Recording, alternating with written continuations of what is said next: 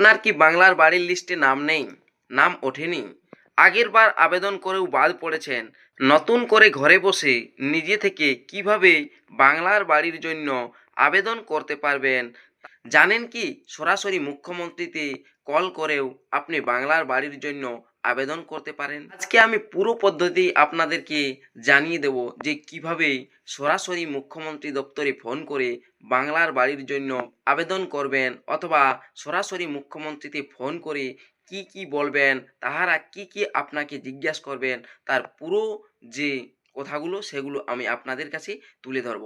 এর জন্য অবশ্যই এই ভিডিওটি শেষ পর্যন্ত দেখুন। চ্যানেলে নতুন এসে থাকলে চ্যানেলটিকে সাবস্ক্রাইব করে রাখবেন, পাশে দেওয়া বেল আইকনটি অল করে দিবেন যাতে পরবর্তী নতুন ভিডিও নোটিফিকেশন পেয়ে যান।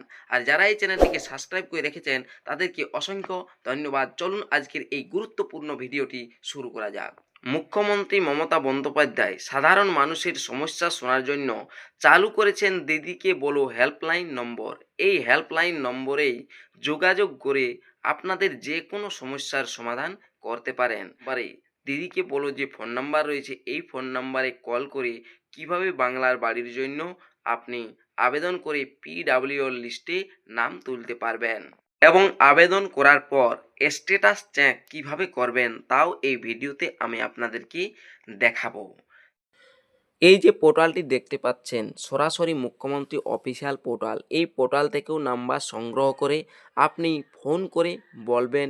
প্রথমে বলি, এই যে সরাসরি মুখ্যমন্ত্রী নাম্বারটি রয়েছে এটি সোমবার থেকে শনিবার পর্যন্ত 9টা থেকে 6টা পর্যন্ত আপনি খোলা পাবেন, সেই সময়েই কলটি করবেন। কল করার পর আপনার হাতের কাছে আপনার ভোটের কার্ডটি রাখবেন। যদি আপনি বাবার নামে এই আবেদনটি করতে চাইছেন তাহলে বাবার ভোটের কার্ডটি রাখবেন আর এই নাম্বারে কল লাগাবেন। লাগার পরে ওনারা আপনার কল ধরবেন। কল ধরার পর জিজ্ঞেস করবেন যে আপনি কি জানতে চাইছেন, আপনার কোন সমস্যার সমাধান করতে পারি। তখনই আপনি বলবেন, নমস্কার, আমি মুখ্যমন্ত্রীর বাংলার বাড়ি প্রকল্পে নতুন করে আবেদন করতে চাই। আমার নিজের কোনো পাকা বাড়ি নেই, আগে বা নামও ওঠেনি। যদি বাবার নামে করতে চাইছেন অভিযোগটি তাহলে বলবেন যে আমাদের কোনো বাড়ি নেই, তাই আমি বাবার নামে বাংলার বাড়ি পাওয়ার জন্য রেজিস্টার করতে চাইছি।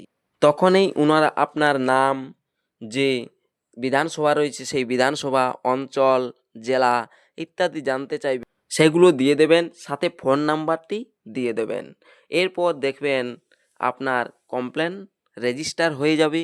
আপনি একটি কনফারেন্স নাম্বার পাবেন, মোবাইলে হয়তো এসএমএসও আসতে পারে। আপনার যে কমপ্লেনটি সেটি রাজ্য থেকে জেলায় পাঠানো হবে, জেলা থেকে ব্লকে, ব্লক থেকে পঞ্চায়েতে, তারপর আপনাকে ডাকা হবে। ডাকার পর আপনার বাড়িতে যে সার্ভে সেই সার্ভে আসবে।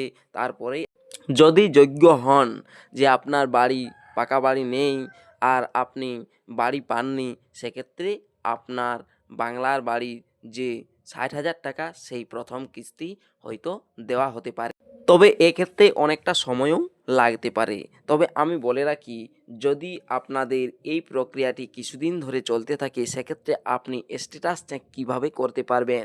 স্ট্যাটাস চেক করার জন্য এই যে পোর্টালটি দেখতে পাচ্ছেন সরাসরি মুখ্যমন্ত্রী যে অফিসিয়াল পোর্টাল, তবে এক্ষেত্রে এখন অবশ্য স্ট্যাটাস চেক করা এই পোর্টাল থেকে যাচ্ছে না।